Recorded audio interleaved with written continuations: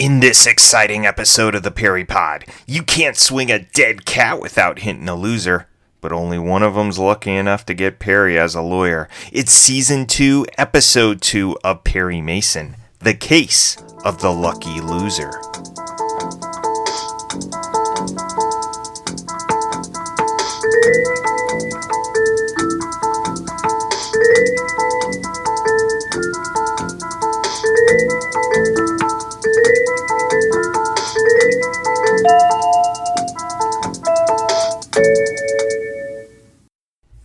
Welcome to the Perry Pod.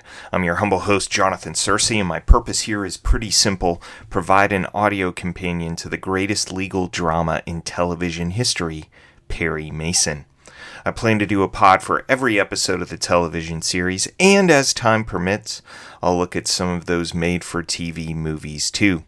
I'll be working through the series in the order in which the episodes were aired. Each episode I'll give a brief refresher on the plot, and if the episode was based on a novel, I'll compare the book with its television adaptation.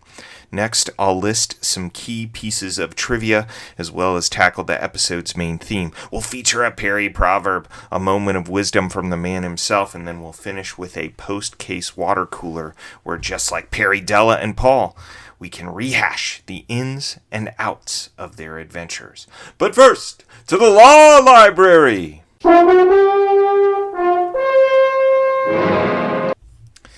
Each episode in the law library, we return to prior cases to refresh our memories about Perry's past so we can find fresh precedents for future cases. In this episode, we visit the library to discuss habeas corpus.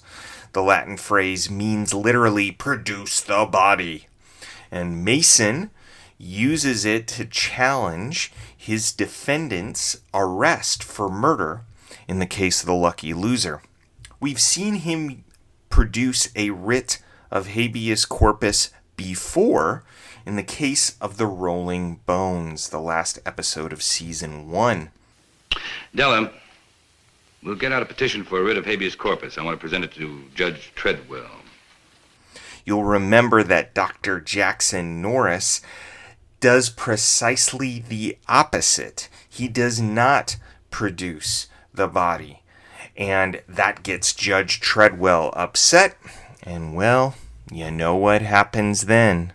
I think this examination has gone far enough, and I'm not at all impressed with Dr. Norris' reasons for Mr. Reed's not being here as ordered.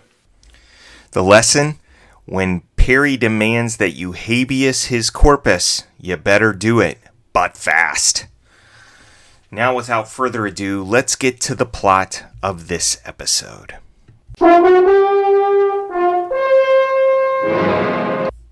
The Case of the Lucky Loser.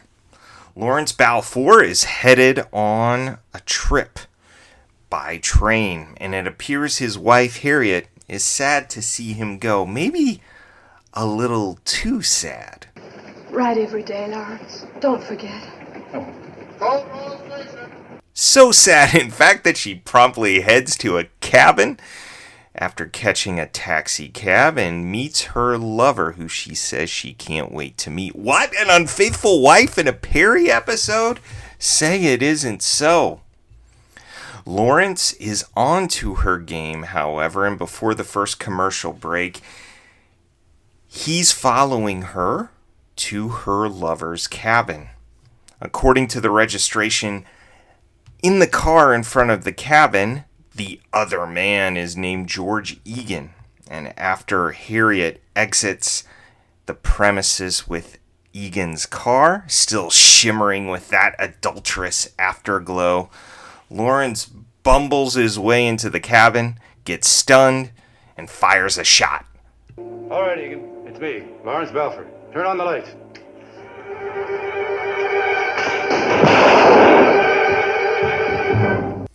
The adulterer hits the floor, Lawrence hits the pavement, and some paid studio musician starts hitting those drums.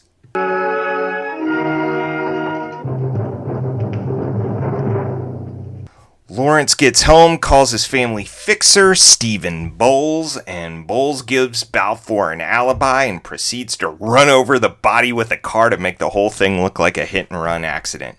Too bad the actor from The Case of the Fugitive Nurse, you know the one with the photographic memory, drives up just in time to catch the license plate on Bowles' car. He's got a good memory here too, and he shares the plate number with the cops. Well, it was hit and run, all right. He even stopped to take a look. And when the act came along, he gunned out. And you're sure this is the license number? Sure. Just so happens I got good eyes and a good memory. That's it. KYL 907. Sure hope you get him off, sir. We will.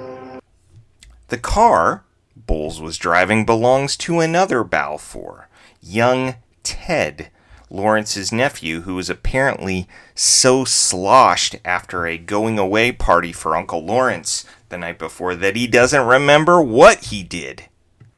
Had a few too many last night, Mr. Balfour?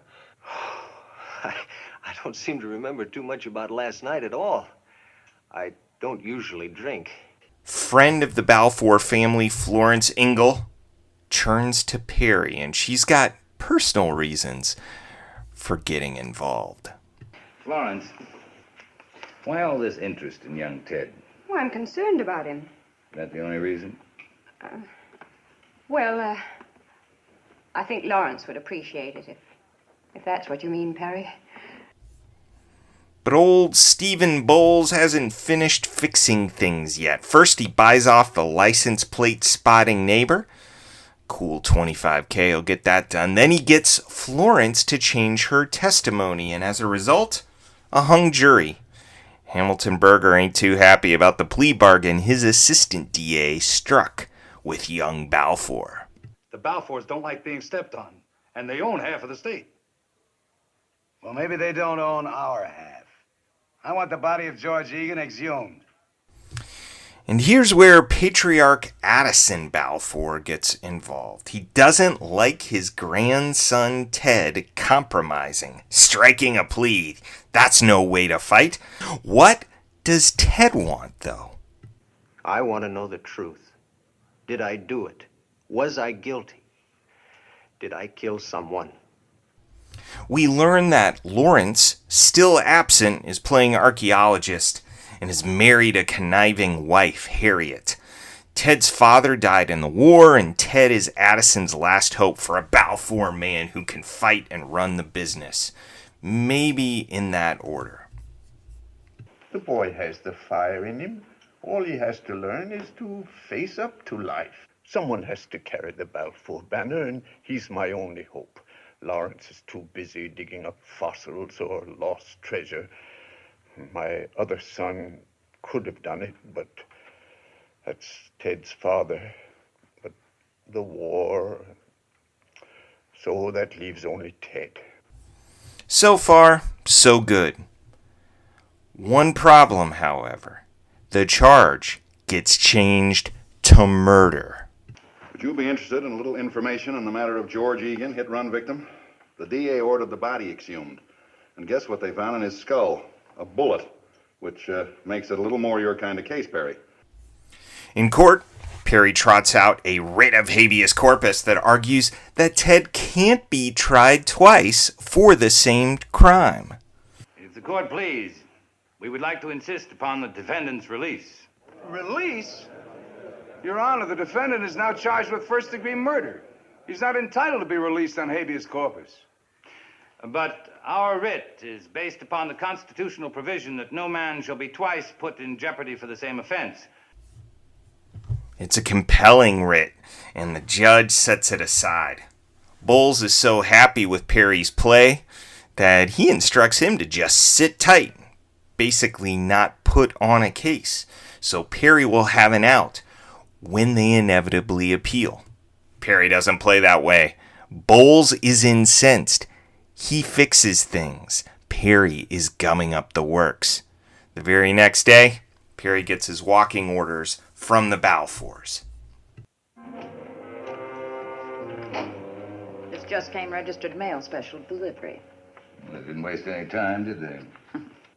Dear sir, you are hereby notified that effective immediately you are relieved of all duties in connection with the defense of Theodore Balfour. Very truly yours, Addison Balfour. Fortunately, the butler, Thurston, is on Ted's side, comes to Mason, lets him know that Ted still wants Mason to defend him, and Perry agrees to stick with the job. He said if you were willing to stay on as his attorney, he was willing too. I'm willing, Thurston. And ignore the fact that you've been discharged by Mr. Addison Balfour? Why not? Addison Balfour wanted me to teach Ted how to fight. We haven't finished our lesson yet. In court, Perry has to sit by while Harriet and Bowles commit open perjury on the stand. Well, what did he say to you? Well, he said that he understood that George Egan was back in town. He said that he wanted to have a talk with George, that if he, Ted Balfour, could respect the fact that I was a married woman, he thought that George ought to respect that, too. What did the defendant say to you in this conversation? He told me what had happened that night. He said he'd had too much to drink, didn't remember driving home, but that during the middle of the night he awakened and remembered that he was to drive out to a Sleepy Hollow cabin and to wait there for a man he called George Egan to have a showdown with him. Fortunately, Perry has some arrows in his quiver. For one, George Egan, the man who allegedly had an affair with Harriet and then wound up dead, died 8 months before the crime. He's not the deceased. 2, the man seeing Harriet is none other than, wait for it, Bowles. 3, the dead body is Lawrence Balfour? Yep, and that would make the murderer Harriet. Didn't you then pick up Ted Balfour's gun? The gun your husband had left near the phone? And didn't you then calmly put a bullet through his brain? Mrs. Balfour, I say an examination of the rug near that phone will reveal your husband's blood. And even 100 cleanings cannot wash away its traces. Now the truth, Mrs. Balfour. Did you not kill your husband? Yes! Yes!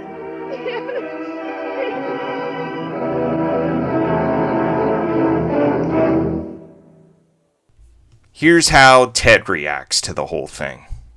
Which bill is that, grandfather? For legal services or for teaching me how to fight? It's all well and good to learn how to fight, but did he learn the lesson about being wary of marriage? Where's Ted's mom? Nobody ever explained that one. Well, the episode was based on a 1957 novel, pretty recent, the year before this episode aired, and writer C. Lester said it was one of his favorites. His adaptation, pretty faithful. I'll point out a few differences. Number 1, characters in the book have different names. Harriet is named Dorla, Steve Bowles is Baxter Bowles, and Lawrence Balfour is Guthrie Balfour. I'm fascinated by some of these name changes. For the 30s novels, I guess I could see that there would be a difference in trends. Names that Gardner thought were good names for a novel might not work for a television show 20 years later. But Gardner wrote this book a year before this episode came out, and C. Lester was like, Baxter, Guthrie, Dorla, too complicated, too unwieldy. Let's make it Harriet, Steve, and Lawrence, okay? Number 2, the show subtracts a key character from the novel, one Marilyn Keith, who works as Addison Balfour's administrative assistant. She's in love with Ted and gets Perry involved in the case initially, not Florence Ingle, although the Florence Ingle character appears in the novel as well. Marilyn Keith gets fired in the course of the case for sticking up for Ted against the family, but at the end, it's lovey-dovey time with her and Ted as they celebrate Perry's victory in court. Number 3, we get a little more characterization of Ted, the young sort of cipher in this case. He's a war vet, and college grad who's fallen into gambling debt. In fact, in the novel, Bowles' phony story for Ted's frame-up involves Ted attacking a mob enforcer. Some small changes, but significant nonetheless. Like I said, the novel comes highly recommended by the writer of the teleplay, C. League Lester. You might want to check it out. Now, let's get trivial, shall we?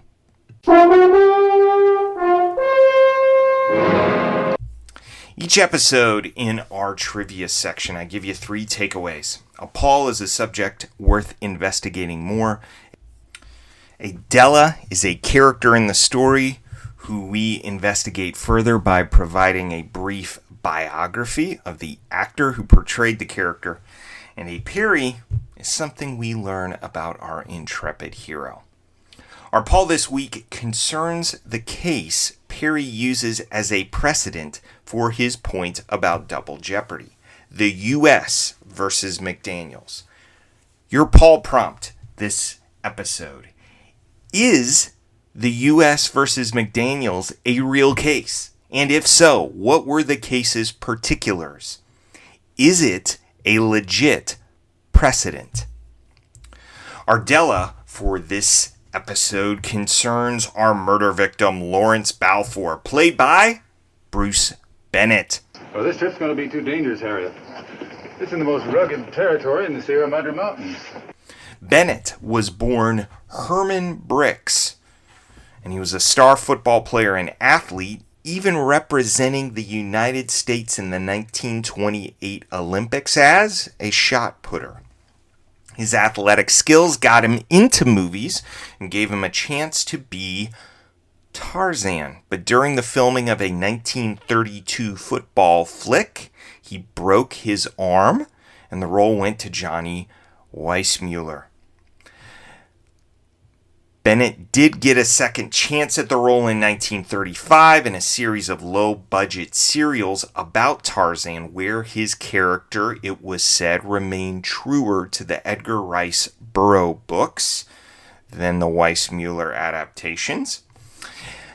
Unfortunately, it got Herman Brix typecast, and so he took some time off from acting and came back with the name Bruce Bennett. He was in a host of 1940s films you probably know.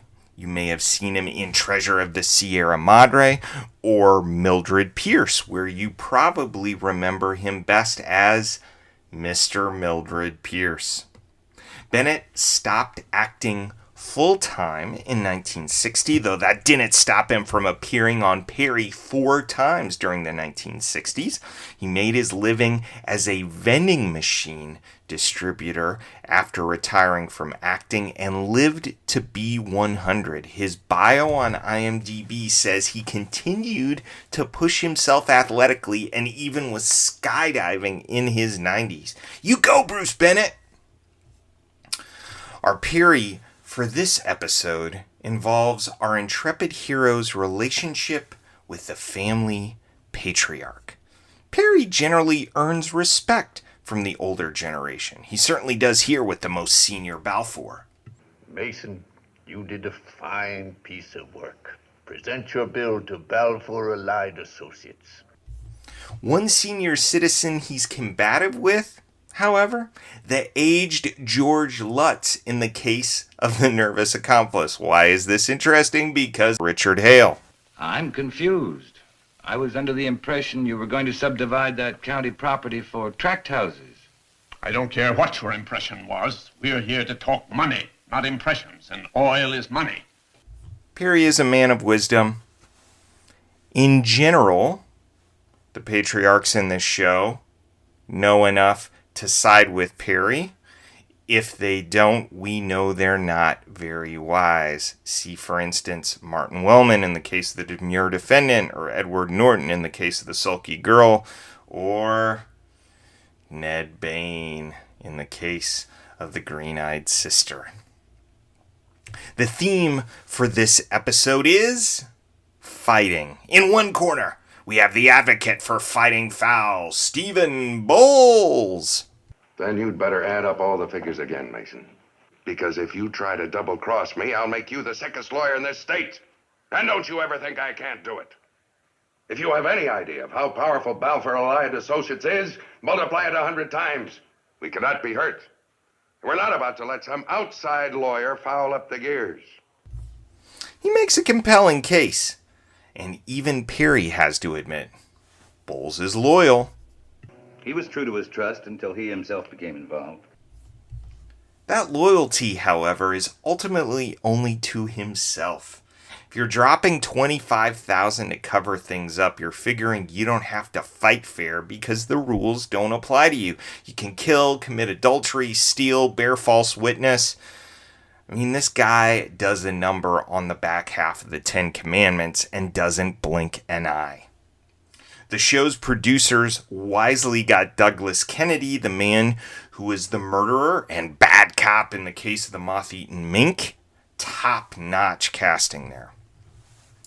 In the other fighting corner, we've got young Ted Balfour with his trainer, Perry Mason. Ted's not really on screen long enough to demonstrate he has the fire, as his grandfather says, or that he's learned his lesson, as he asserts. His best moment is when he says what he wants Mason to find out. Now that's music to Trainer Perry's ears. We could have had another good moment if Ted had told Perry himself that he would defy the family's orders and stick with Perry post-firing. Instead, we got a conversation with Thurston. Well, so much for that. A final note, Ted's going to have to get hitched if the Balfour legacy is going to continue. My advice, Ted, make sure you don't take your fighting lessons into your marriage. Compromise there might just be the better part of valor. Now it's time for a Perry proverb.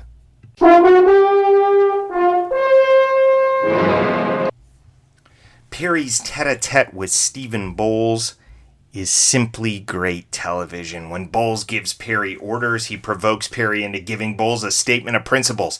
It goes a little something like this. Just so you don't make any mistake about me, remember this. I don't suborn perjury. I rely on the truth. Ooh, take that! I'm pretty sure Perry is talking to Hamilton Berger here as much as he is Bowles. On the one hand, Perry's surrounded by a corrupt world. See Arthur Jarrick in the case of the Screaming Woman, who Perry also tells off quite well. And this corrupt world would love for Perry to conduct his business corruptly as well. On the other hand, the prosecution assumes this is the way Perry behaves, that he's corrupt simply because the rest of the world is corrupt. Look, people, Perry doesn't compromise the truth. Got it? Good. Now, let's grab a swig from the water cooler. There is one thing I don't understand. Go on, Paul. Our research prompt from the last episode involved the seating arrangement in the Season 1 opening credits. I asked if you could come up with a reasonable explanation for why the defense and prosecution were sitting at the same table in those opening moments. I couldn't find an answer. Neither could you, however. Though my Aunt Myra had a great idea when she said perhaps frontier courtrooms had a different seating arrangement. That would be hilarious if that ends up being a feature of, say, the Logan City courtroom, where Perry does sit on a different side of the courtroom than he does when he's in the big city, Los Angeles.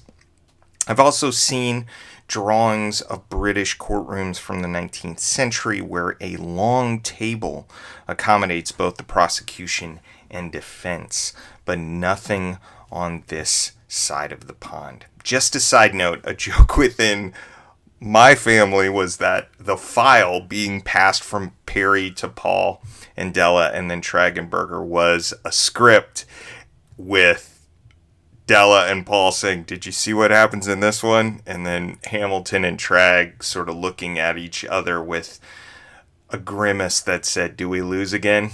Yep. Sigh. I got some feedback from my dad, who said he loved the commentary on the opening credits and wanted to note that Ray Collins smacks his lips 5 times during the Season 2 opening credits. As always, I'd love feedback about this particular episode or the podcast in general. Was there something about the episode you'd like to comment on or correct? You can leave comments on the pod's website or email me at theperrypod@gmail.com. Because all episodes are available via Spotify, iTunes, and YouTube, you can also leave comments there. George Penton, shout out to him. He's been leaving some really nice comments on the YouTube videos that accompany each episode. And my friends Greg and Josh have listened to recent episodes and have given me some positive feedback. So many thanks for that. I really appreciate you joining me for this pod journey, and I hope you'll be with me next time as Perry reaches out a helping legal hand to the younger generation. See what advice he has for future hippie Nikki Renzi in the case of the pint-sized client. Join me, won't you? Until then, this is Jonathan Searcy saying, keep on walking that Park Avenue beat!